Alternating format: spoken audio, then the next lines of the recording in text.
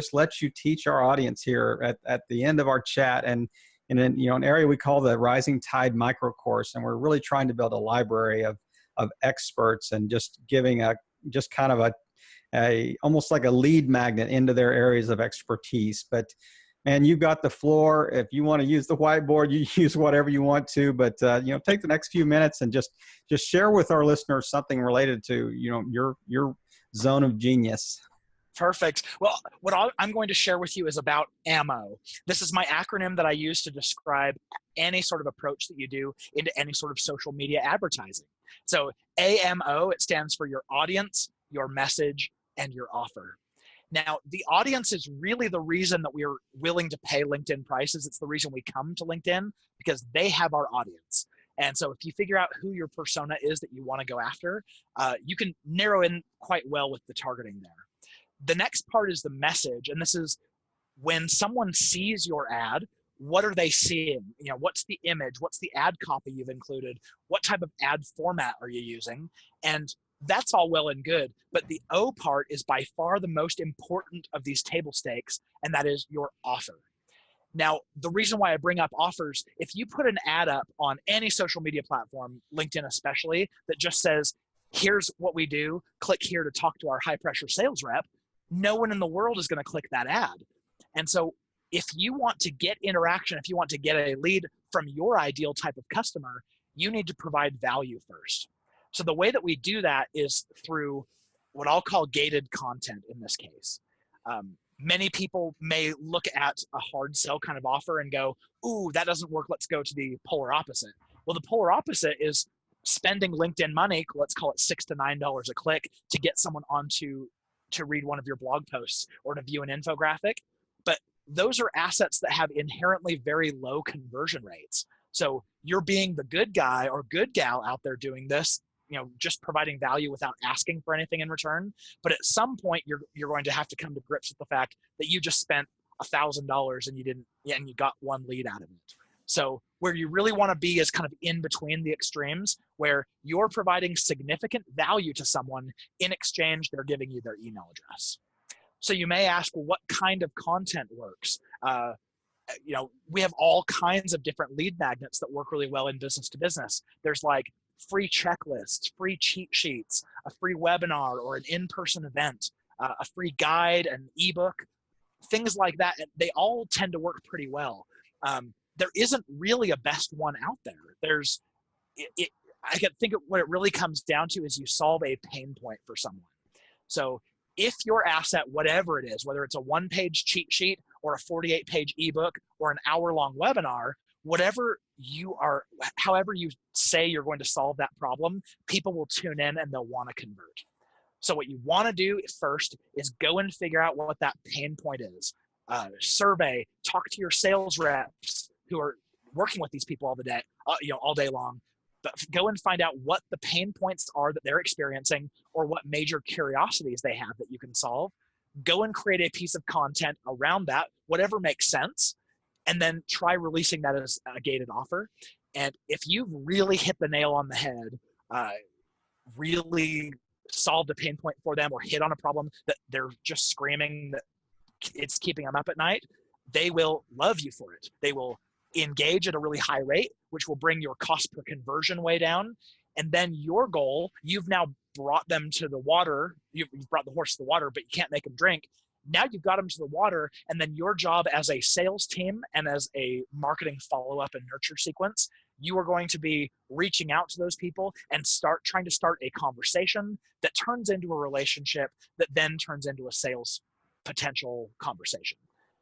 And that's what you do. So you start out by just really solving problems and offering something of high value. And then once the relationship's there, that's when you can start to sell. So these large deals, the business to business types of long sales cycles, they are going to take longer to close. It's going to be a lot longer than a search lead like Google Ads, but you're getting absolutely the right people in there. And these will turn out to be the biggest deals that you close. It's the logos that you'll put on your website, and you'll be throwing parties internally when you close these deals.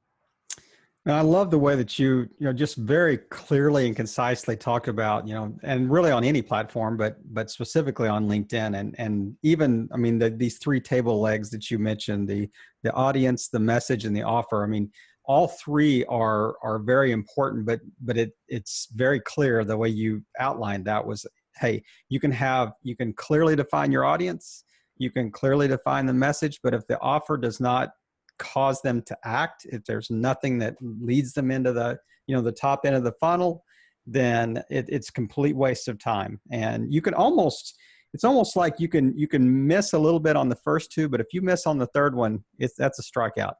It's true. That is an absolute strikeout. I mean, the way you've kind of outlined these. Yeah, and something I love to do, because you never know how people are really going to react to your content. So if you can start out with two different offers, maybe you've got a 60-minute webinar and then a 12-page guide, you can test them against each other and just see which of these two pain points am I solving better. One will have a 25% conversion rate and one will have an 8% conversion rate. And then you can really say, ooh, here's the pain point that we're winning on. Let's go all in. So is that strictly A/B testing? I mean, or is that more of a, I mean, I would consider that almost an A/B test versus, for the offer itself. But what software do you use on the back end? I mean, do you use Lead Pages? Do you use, I mean, what are some of the things, and is that provided as part of your service, or are you relying on the client to provide those things? Or how does that interface like with their website, that type of thing? Yeah, so we really love to use Instapage, which is another one of those landing page services, but it really doesn't matter. I mean, whatever sort of technology the client is using, we've had clients have success just using the forms that are just native inside of Marketo or HubSpot. We've had custom built pages and forms that, really what it comes down to is your landing page isn't all that important.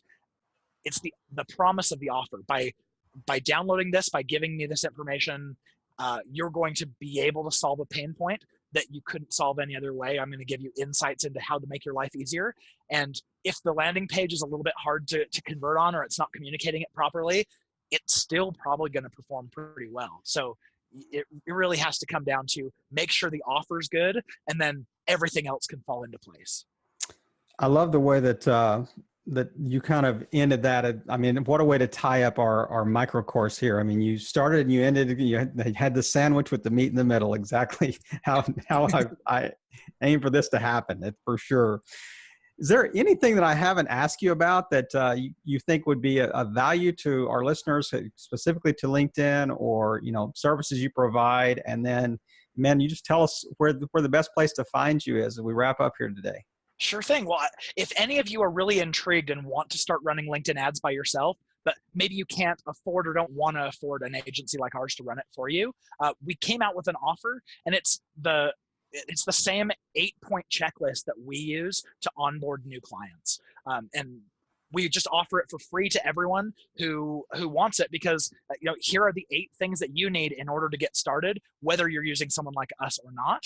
And hopefully that gives you a really nice leg up so that you have success on the platform. We know LinkedIn ads is expensive compared to other platforms. And so what it means is any mistake that you make becomes an expensive mistake very quickly. So any way that we can shortcut that learning curve for you is awesome. You can access that by going to b2linked.com/checklist. And if you don't tick the box that says, I want AJ to reach out to me, you'll never hear from us ever again. This really is just pure value. We want to see you have success on the platform. Man, what a great offer. And I'm grateful that you offered our listeners that chance to get that checklist. And man, so the best place to contact you would be through your website or through LinkedIn, or? Yeah, I think website's probably best. Mm-hmm. If you go to b2linked.com and fill out the form anywhere, here's my dirty little secret. You're not going to hit a sales rep, and you're not going to be put on our newsletter. You will go directly to my inbox, and I am not a sales guy. So reach out with any question you've got related to LinkedIn ads.